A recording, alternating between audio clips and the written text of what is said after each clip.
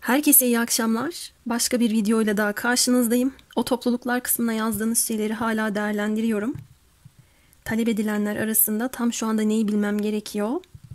Benim bilmemi istediği ve bilmemi istemediği şeyler neler? Benden sakladıkları neler? Bunu yapacağım sizlere. İki deste oluşturdum. Bu iki destede olayların arka yüzünü, madalyonun diğer tarafını çok güzel gösteren desteler. Gri kuş tüyü ve beyaz kuş tüyü olarak seçiminizi yapabilirsiniz.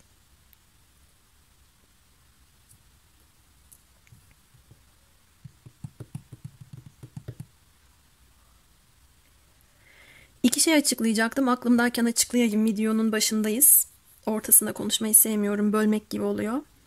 Ee, Bu topluluklar kısmında bazen yazdığınız şeylerin videosunu göremeyebilirsiniz. Bunun nedeni o yazdığınız yorumu beğenmeyen arkadaşlar olduğunda ben talep edilmediğini düşünüyorum. Ya da çok az izlenebilecek videoyu haliyle çekmek istemiyorum. Bir de çok aşırı derecede özele indirgeyip yorum yazanlar oluyor. Onlar kişisel yoruma giriyor. Yani örnek veriyorum mesela. İletişimi olmayanlar için bir video çeker misiniz değil de tamamen saçma bir örnek de olabilir de işte bundan 2 ay önce şu nedenden dolayı iletişimi kopmuş ikiz ruhların bilmem neleri için üstelik bir tane çocukları olan olduğunu bildiğiniz işte bir videoyu çeker misiniz diyor. Bu sizin yani bu sizin kişisel durumunuz oluyor. Örnek verdim, tamamen şu an attım. Buna benzer şeyleri değerlendirme kıstasına almıyorum. Bilginiz olsun. Bir açıklamam daha var. Neden YouTube'a az video çektiğimle ilgili. Oturup sadece hafta sonu çekebilecek zaman buluyorum. Hafta içi çok fazla kişisel yorumum olduğu için boğazım dayanmıyor artık YouTube'a video çekmeye. Sebebi bu arkadaşlar. Evet, şimdi hadi birden başlayalım. Enerjinizi gönderin.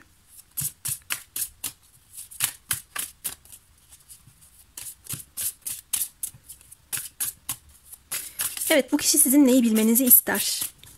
Bundan başlayalım.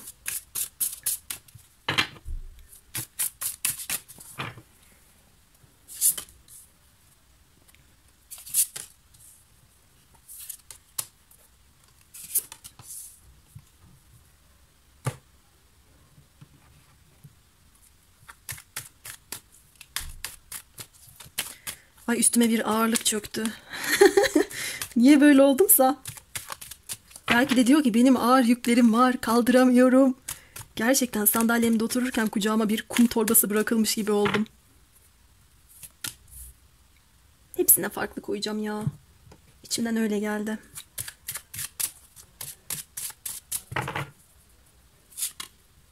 Bir soru cevap. Neyse, o bir dursun. Yerine bir tane çekmeden.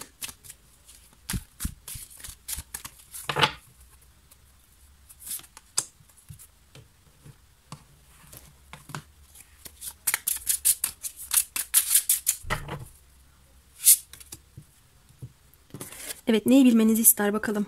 Kupaların altılısıyla açtık. Kimin şarkısıydı? Özledim. Teninin kokusunu özledim. Özlemiş bu kişi sizi.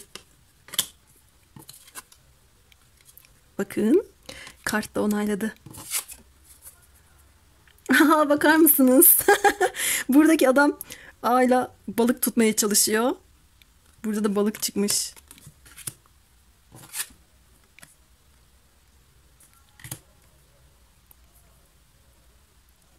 Evet. Nostalji yapıyor sizle alakalı. Arka planda o kadar sizinle ilgili hatırladığı güzel şeyler var ki. Fotoğraflarınıza bakıyor olabilir, yazdığınız şeyleri okuyor olabilir. Güzel anlarınız varsa bunları düşünüp hayal edip sizi çok özlemiş olabilir. Özlediğini fark ettiğini de görüyorum. Ben seni özledim diyor. Sizi kısmeti olarak değerlendiriyor içinde. Sizden gitmiş bir kişi ise size geri dönmek istiyor. Sizi çok zarif, güzel, alımlı ve bakımlı bulduğunu söylemek ister. Ben arka planda kendimi kariyer açısından güçlendirmeye çalışıyorum. Seninle bir şeylere sıfırdan başlamak, hatta sağlam temelleri olan bir ilişki inşa etmek için çok fazla çaba sarf ediyorum. Bunu bilmeni istiyorum diyor. Yüksek hedeflerim var, kendime güveniyorum. Seninle ileriyi düşünüyorum. Çok fazla hayal kuruyorum. Bazen bu kurduğum hayaller bana iyi geliyor, bazen de gelmiyor. Acaba hayal dünyasında mı yaşıyorum, illüzyonlara mı kendimi kaptırıyorum diye düşünüyorum diyor. Yine de bunu bilmenizde sakınca görmüyor. Zengin olmak gibi bir tutkusu olabilir. Işığımız kapandı ama bakalım çok mu sıkıntılı değil arkadaşlar. Tamamdır. Yapacak bir şey yok. Kamera ısınınca flash kapandı. Sizinle sıfırdan bir şeylere başlamak istediğini görüyorum.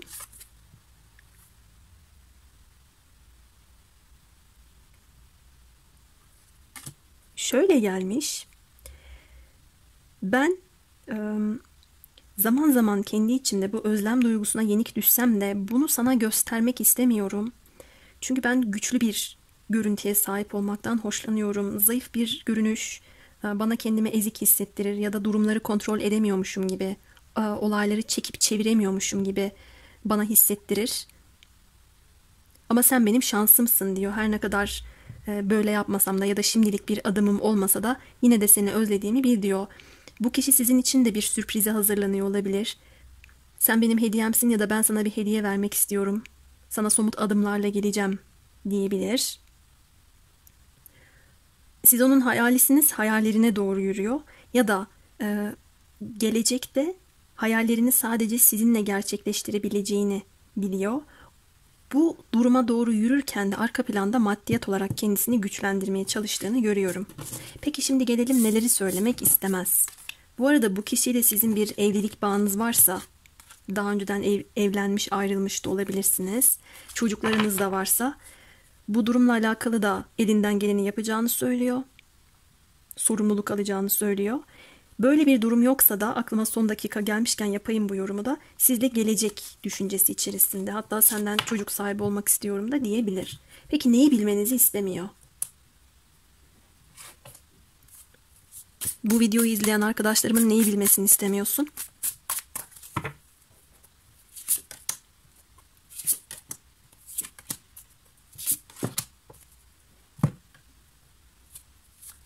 Yine aynı desteleri kullanacağım.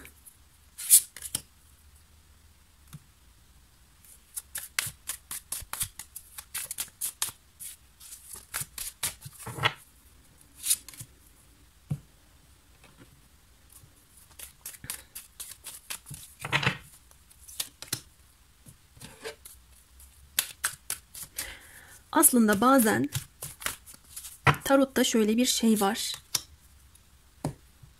Bir bilinçaltı okuması olduğu için tarot, neyi bilmeni istiyor ya da neyi bilmeni istemiyor kısmında, istiyor da istemiyor çıkabilir, istemiyor da istediği kısım çıkabilir. Çünkü dolaylı cevaplarla da karşılaşabiliyoruz. O yüzden ben ortak okuma yapmayı daha doğru buluyorum. Yani oradan çekip alıp size yansıtmayı daha çok seviyorum. Yine de orayla birleştireceğim.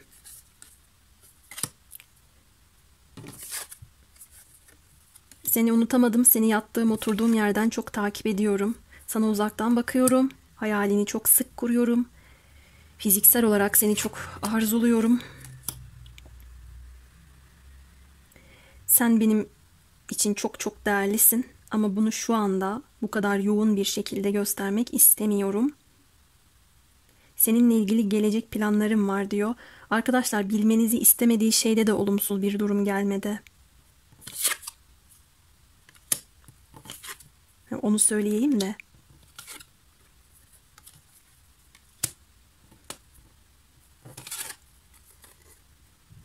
Aa, inanmıyorum. Yüzük geldi. Gelecek hayalleri var. Az önce de demiştim size. Sizinle bir kutlama yapmak istiyor.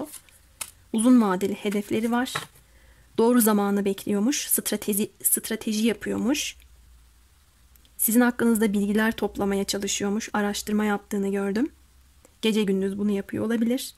Hayatında iyi ile kötüyü ayırt edebildiği bir dönemde, öncesinde bunu yapamadıysa artık eli kolu bağlanmasın diye bunu yapıyor. Yalnız siz bu kişiden uzakta gibisiniz. Yıldızlar kadar uzaktaysanız bu da onun biraz sıkıntısı. Bakın, burada bir hapishanede bir kişi var. Bir mahkum. Buraya da zincirli. Şurada bir pencere var. Sanki o pencereden baktığı bir yıldız gibisiniz. Ulaşamıyor. Bir tutukluğu var. Şu anda hissettiği bir pişmanlık ya da umutsuzluk duygusu çıktı. Sizi unutamadığını düşündürdü bana. Bunu bilmenizi istemez. Ama arka planda çok güzel hayaller kurduğunu görüyorum. Çok açık, temiz bir vizyonla, detayları hiç kaçırmadan, her şeyi ince eleyip sık dokuyarak hareket ediyor. Şurada bir mercek var, bakın, her şeyi mercek altına alıyor. Sizin yazışmalarınızı okuyor olabilir. Dönüyor, dolaşıyor, okuyor, araştırıyor. Arkadaki kütüphanede de bir sürü kitaplar var.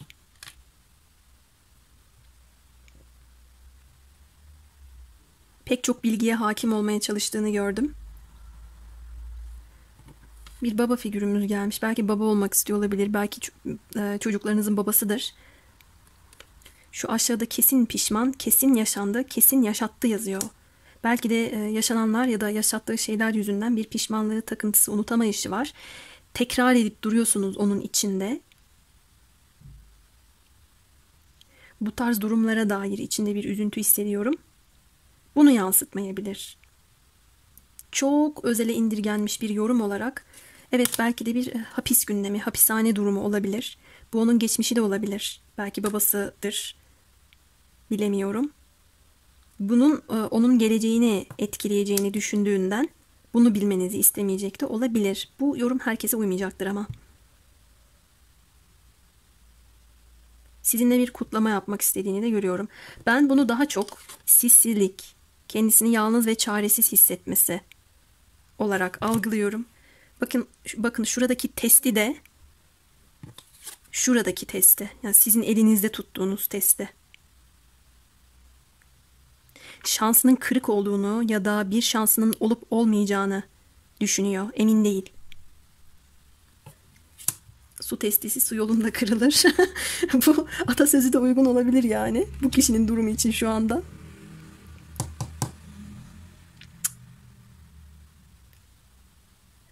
Yani ben bir pişmanlık algılıyorum. O fırsatım kaçtı gitti, ben nasıl değerlendiremem deyip kendisini zihin hapishanesine atmış. Böyle de olabilir. Hatta bir kısmınız açısından şöyle. Ya benim artık ona gidebilmem için çok ciddi adımlar atmam gerek. Lafla sözle olacak bir durum değil. O zaten benim çok değer verdiğim bir insan. Gözümde de artık iyice yıldızlaştı, parladı. Ciddi bir şekilde hareket etmeliyim dediğini görüyorum. Bu onu sıkıştıran da bir durum. Belki de bu yüzden de bilmenizi istemiyor olabilir arkadaşlar. Peki şimdi bir konuşturalım bakalım. Konuşturma kartlarıyla almayacağım. Tekrar bu destelerle devam edeceğim. Ne söylersin? Değerini, kıymetini bilemedim. Şimdi içime kapandım, pişmanım diyor. Mutsuz.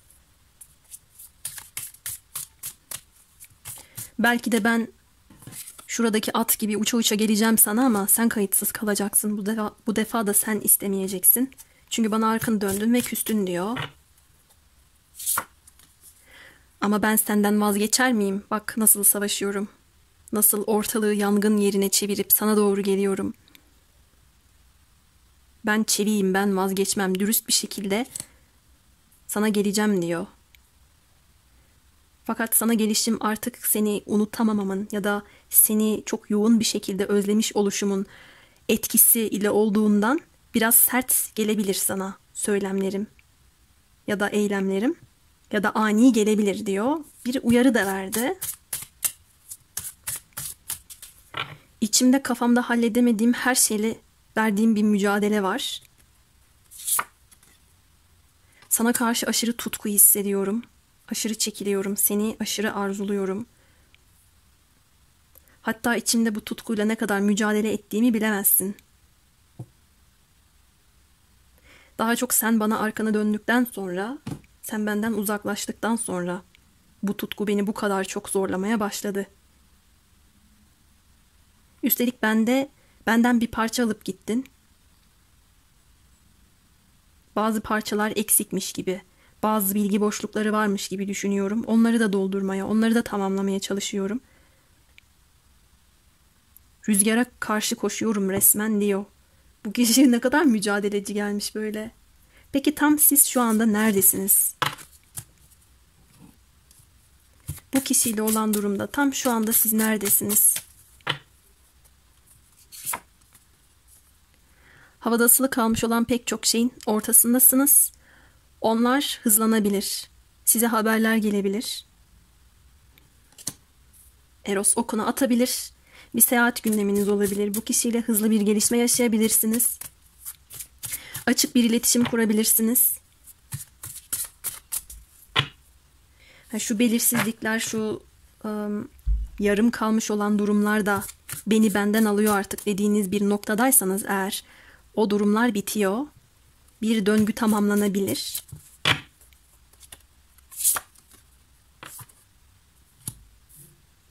Bir takım kırmızı çizgilerinizden vazgeçmeyeceğinizi görüyorum ama bu kişi de sizden vazgeçmiyor. Kafayı size takmış. Kontrolcü, kaybetmek istemiyor. Sizi sıkı sıkıya tutmuş.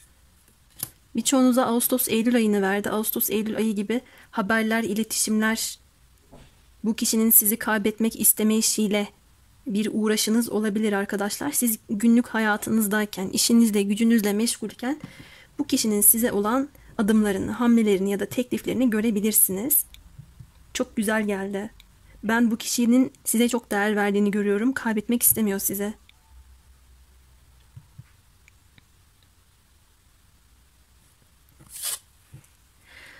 Şurada sık ağaçların olduğu bir dağ gibi, yamaç gibi bir durum, bir şey var. Sanki bunun arka planında da siz varsınız.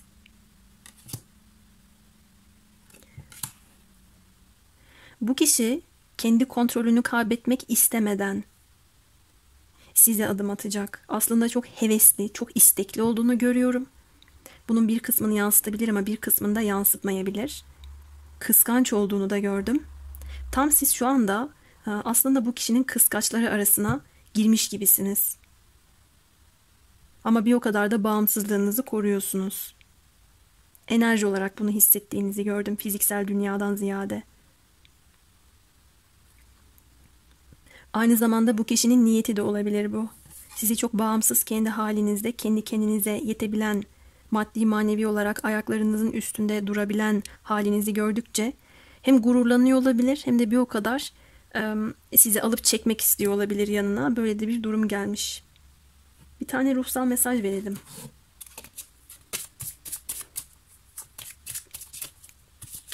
Takmış kafayı size.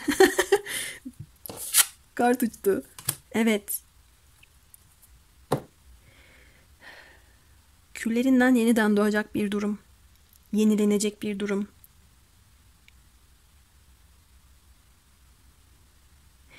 Şöyle de gördüm. Bu kişinin içinde sanki patlamaya hazır bir bomba var. Yanardağ var. Kaynıyor arkadaşlar. Kendisini çok tutuyor da olabilir.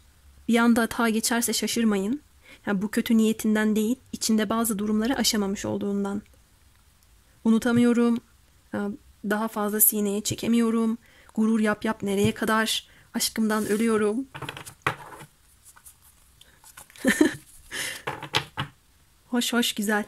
Yani bu lav dağından böyle bir ağaç çıkacak. Büyüyen bir şeyler var.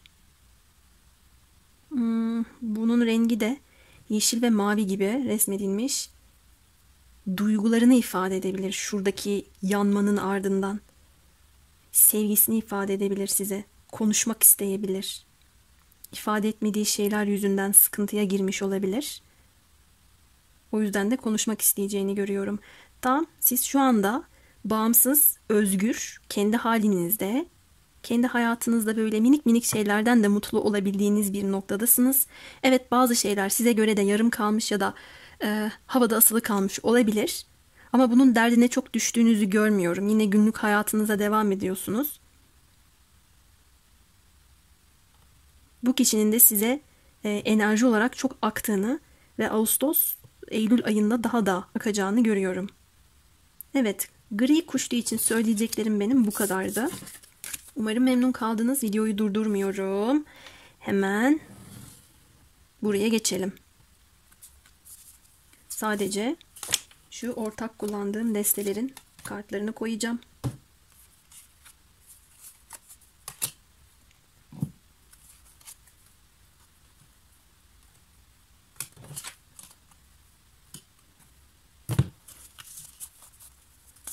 Geçen gün bir kişi şey diye bir yorum yazmış. Neden tarot kartlarını açtıktan sonra hepsini tekrardan bir araya koymuyorsunuz diye. Öyle bir kural yok ki. Ya başka kanallardan gördüğünüz şeyleri gelip burada bana kural diye dayatmazsanız sevinirim. Tarot kartları açı açı ilerlenir. İlla açtığımız kartları tekrar deste içine sıkıştırmak zorunda değiliz. Ama şu anda yaptığım şeyi yapmak zorunda gibi hissediyorum mesela. Belki ortak bir kart çıkacak bu beyaz kuş düğüne de.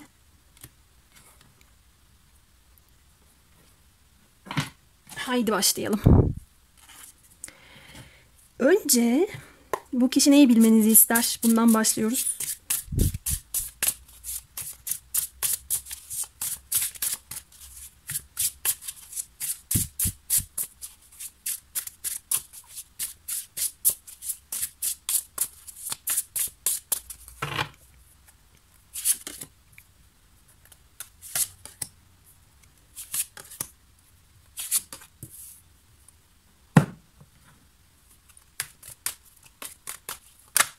Ters döndü. O ters döneni alalım. Evet, beyaz kuş düğünü seçen arkadaşlarımın neyi bilmesini istiyorsun?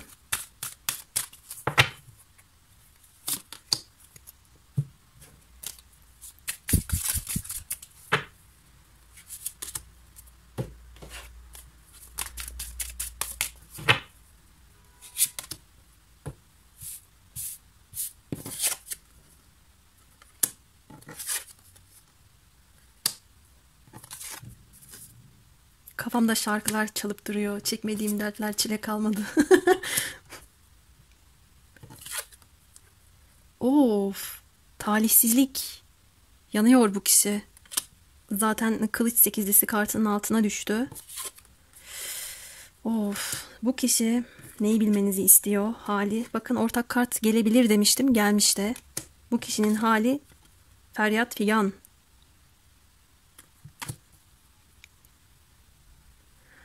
O kadar çok talihsizlik üstüne talihsizlik yaşıyor ki. Eli kolu bağlı, basireti bağlı. Kendisini bir gerek hayatı içerisinde hapis ortamındaymış gibi, gerek zihninin içerisinde hapis ortamındaymış gibi hissediyor. Tutukluluk var, çaresizlik var. Çevresi, her tarafı sanki olumsuzluklarla kuşatılmış gibi. Bunu bilmenizi istiyor.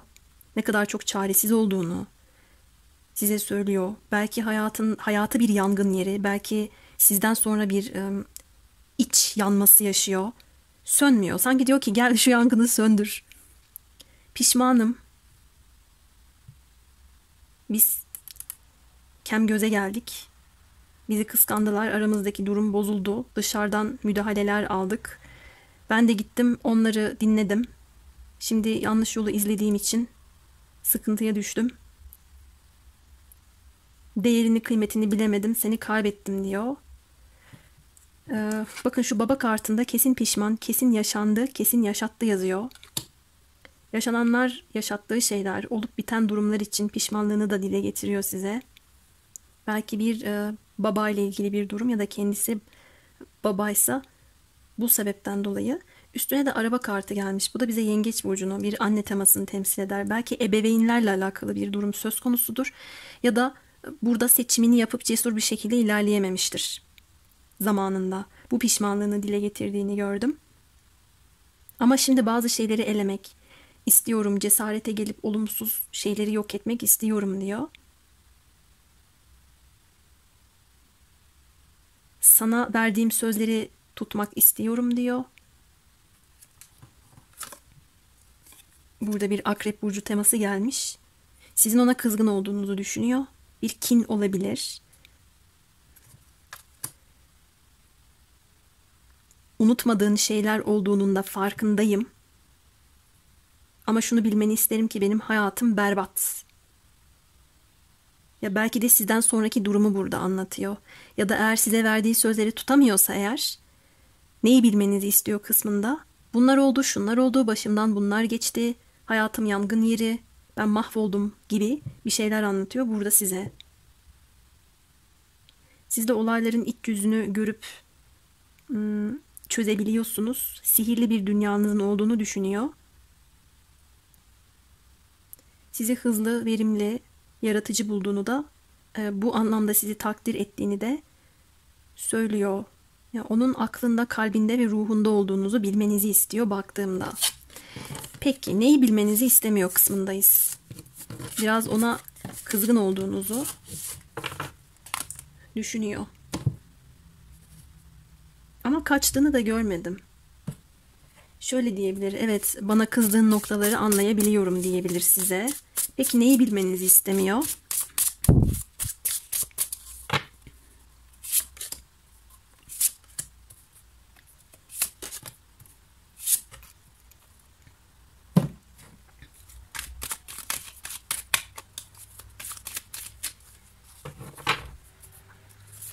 Bir öncekinde söyledim, size de söyleyeyim. Tarot bir bilinçaltı okuması olduğu için neyi bilmenizi istiyor kısmında aslında neyi bilmenizi istemiyor da onun cevapları da gelmiş olabilir. Bazen böyle neden sonuç şeklinde takip ediyor çünkü ve dolaylı mesajlar da verdiği oluyor bize. O yüzden ben ikisini ortak ele alıp aradan seçip yorumlamayı daha doğru buluyorum. Ama yine de bu şekilde de tabii yansıtacağım. Her ne varsa. Neyi bilmesini istemiyorsun? Beyaz kuş tüyünü seçen arkadaşımın.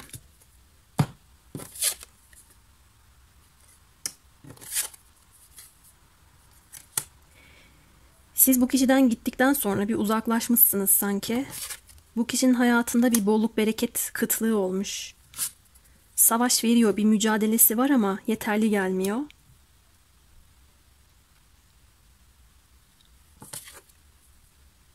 Bakın. Para dokuzlusunun altına düşen karta bakın. Yine aynı tema. İşte bundan bahsediyordum. Aynı kart geldi. Desteği karıştırdım, gördünüz. Siz onun hayatı için çok büyük bir kısmet, çok büyük bir şanssınız. Evet, duygusal kayıplar yaşadığını ya da mevcut durumda ne kadar sıkıntı çektiğini size anlatabilir ama onun hayatı için asıl şans, asıl bolluk, bereket fırsatı olduğunuzu da bir yerde söylemek istemeyebilir. Bu anlamda da inatçılık içerisinde olduğunu gördüm. Bir yalanı var.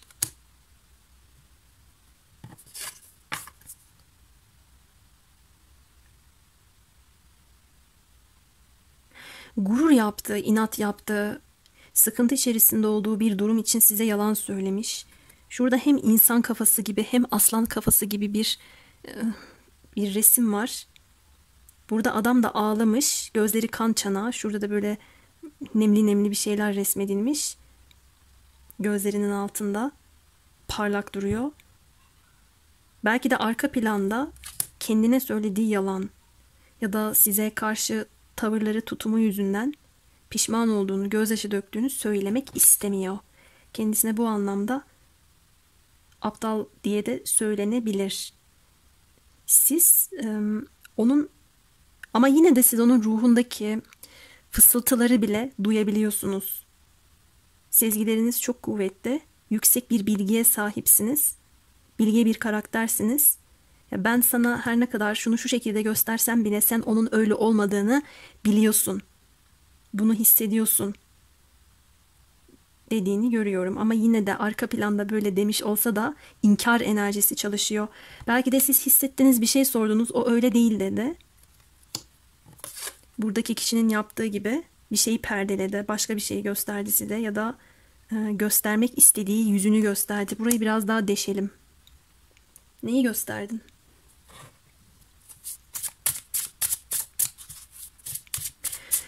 Aşamamış, sizi dayanmaya çalışıyor, rahat yüzü gördüğü yok. Bunun ardından mı yalan söyledin yoksa yalan söylediğin için mi böyle oldun? Yumurta mı tavuktan çıkar?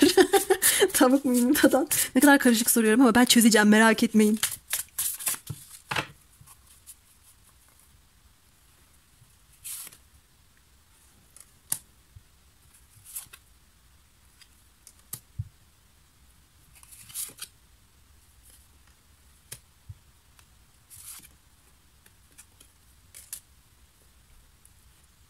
İkisi de. Ne kadar değişik. Ben bir tane bekliyordum, ikisi de dedi. Sorumsuz davrandığım, ihmalkar davrandığım, bencil olduğum durumlarda sen bana o kadar Aslında şans enerjisi akıttın ki ben kendimi bir şey zannettim diyor. Ama şimdi bu durumun böyle olmadığını algıladığım için de bunu sana bu şekilde itiraf etmek istemiyorum diyor. Sen benim hayattaki en büyük şansımdın. Ben senin yanında silik kalıyorum, sönük kalıyorum dedi. Mantığım bile sorunları aşmaya yetmiyor dedi. Sen çok bağımsızsın çünkü diyor size. Sen kendi dünyanda ben sizde eksik değilsin ama durum benim için böyle değil dedi. Seni kaybettikten sonra da bin beter oldum, kendi kendime yalan söyler hale düştüm.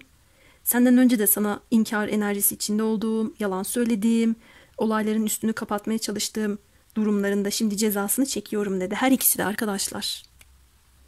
Peki. Güzel itiraflar geldi.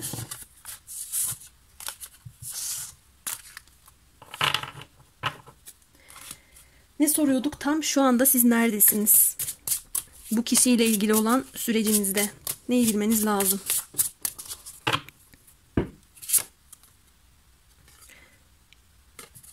Kupaların yedilisi. Biraz kafanız karışık olabilir. Algı yanılsamasında olabilirsiniz. Hayallerle gerçekleri ayırt etmekte zorlandığınız bir zamandan geçiyor olabilirsiniz. Birden fazla düşünce, birden fazla duygu durumu arasından en mantıklı olanı, en doğru olanı seçmek konusunda zorlandığınızı görüyorum. Belki çabalarınız boşa gitti ya da hangisini yaparsanız boşa gidecek. Bunlarla ilgili böyle biraz karışık hissettiğinizi gördüm.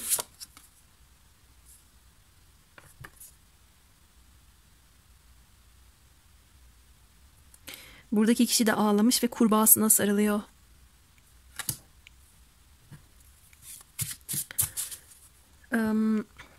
Şey diyesim geldi. Kurbağa prensinize sarılmışsınız. Bekliyorsunuz. Belki anılara tutundunuz. İnandığınız şeyler var ve konduramadığınız durumlar var. Hala bazı şeyler sizin kontrolünüzde olsun istediğiniz bir zamanda da olabilirsiniz. Fakat bu durum size hizmet ediyor mu etmiyor mu? Önümüzdeki Eylül'e kadar kendi iç sesinizi dinleyeceğiniz ve dinlemeniz de gereken bir andaymışsınız. Ben biraz şey yaptığınızı gördüm an enerjisinde. İç dünyanıza odaklanmışsınız. Bazı şeyleri içinizde yaşayıp değerlendiriyorsunuz. Sevginizi de içinizde tutuyorsunuz kendinize. Seviyorsam da, hayal kuruyorsam da belki de sana göstermek durumunda değilim. Kendi içimde yaşarım. Sevgimi de, özlemimi de ya da daha diğer olumsuz duygularımı da diyebilirsiniz. Bir anlamda kendinizi ferahlatmaya, iyimserlik enerjisi aşılamaya çalıştığınızı da görmeme rağmen ara ara döktüğünüz gözyaşları ya da kendinizi çok sıkıyorsanız ağlama ihtiyacı içerisinde olduğunuzu da görüyorum. Şuradan bir kart açalım.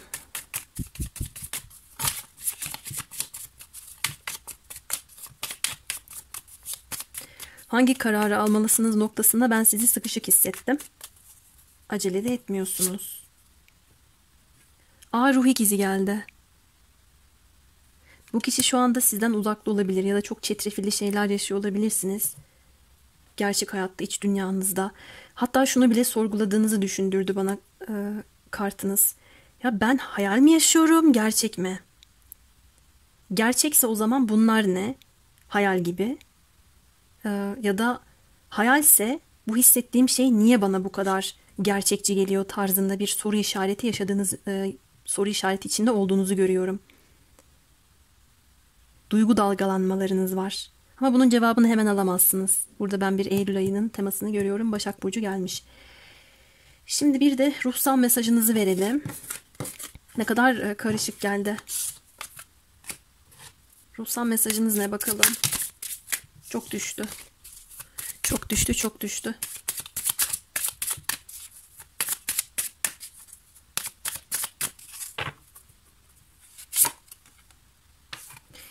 Evet, olumsuz şeyleri silip süpürmeniz lazım.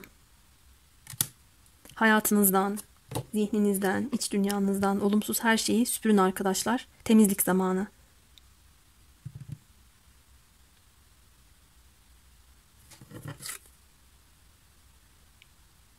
Bu süpürgeyi de geyik havaya kaldırmış. Bunun bende uyandırdığı hissiyat daha çok zihinle alakalı bir durum. Zihindeki toz bulutları.